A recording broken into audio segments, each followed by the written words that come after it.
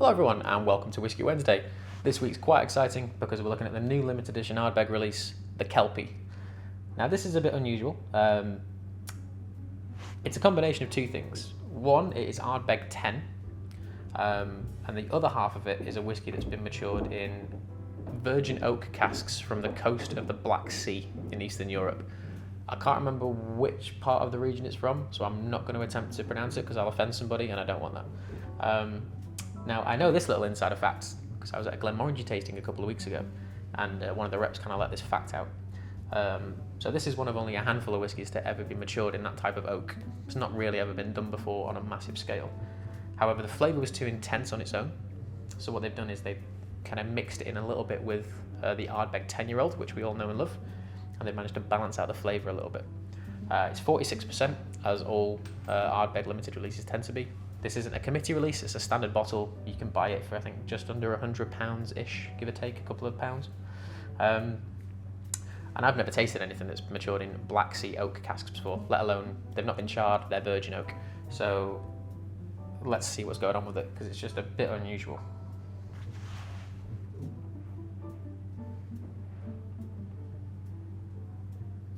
The nose is what you call classic Ardbeg. Obviously there's smoke, there's peat. It smells a little bit like kind of dockyards and diesel boats and smoked fish like mackerel and salmon, all that kind of stuff. But under it, and I always find this with Lafroig and Ardbeg in particular, there's elements of lovely kind of rich sweetness. There's white chocolate. There's a kind of macadamia nut, kind of like a waxy nut thing going on. There's fresh citrus, there's a bit of lemon, there's a bit of lime, but we should always expect that with Islay releases anyway. They always have that kind of fresh citrus thing. There's a creamy element to the nose, which reminds me a little bit of milk chocolate, but I'm not too sure about that one. Burnt rubber, all those kind of classic, lovely West Coast flavours. There's a lot of spice on the nose. It's glaring my nostrils a little bit, but really, really lovely flavours. It's kind of like barbecue meat kicking around in the back of it too. Like pork and lamb, all that kind of thing. So yeah, loads going on the nose. There's elements of Ardbeg 10, and then those sort of stranger notes I'm imagining are from those virgin oak Black Sea barrels. Let's taste it.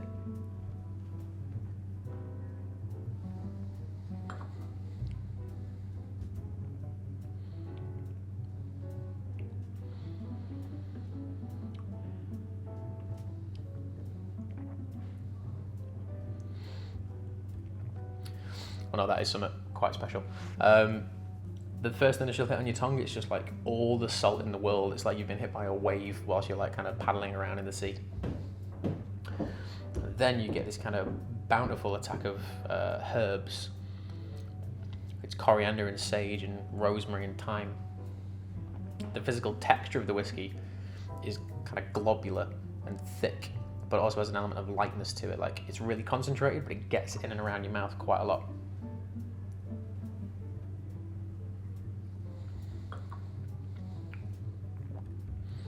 That citrus comes back in a little bit. There's a freshness element to it. Even though I'm listing off like quite a lot of heavy flavours, there's some wonderful kind of light summery textures going on with it too. I said lemon, lime. There is a slight element of milk chocolate, a little bit of dark chocolate too. It's bitter but not overpowering. You get that wonderful smoky sensation that Ardbeg gives you down your throat. That's really, really good. That's actually probably, of the limited edition Ardbegs that have come out of the last couple of years, that's probably my favourite of the last 3 years.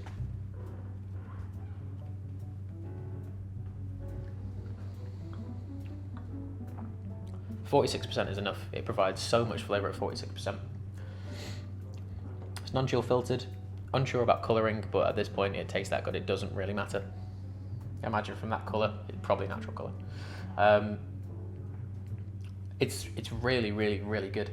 I know a lot of people get a bit frustrated with the lack of age statement, but if it's been mixed with some Ardbeg 10, then we know it's going to have a minimum of 10-year-old whiskey in it. at just under £100 a bottle. It is expensive, but that's understandable.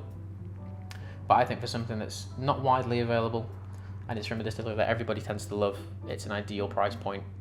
Well, ideal's not the right word, but it's a price point that you can afford to buy and enjoy it for that product. You're not going to drink this thing very quickly.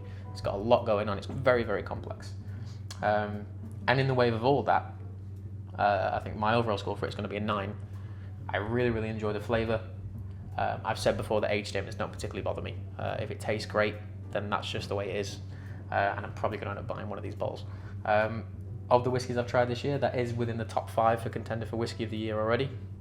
And yeah, that's just the way I feel about it. So it's a 9 out of 10. It's the new Ardbeg Kelpie. And yeah, I really, really, really like it. So this has been Whisky Wednesday. I've been Phil. We're in the Whisky Jar. And if you are in Manchester, do pop down and have a little try of it, because it is totally worth your time. So thank you all very much, guys, and I'll see you around. Cheers.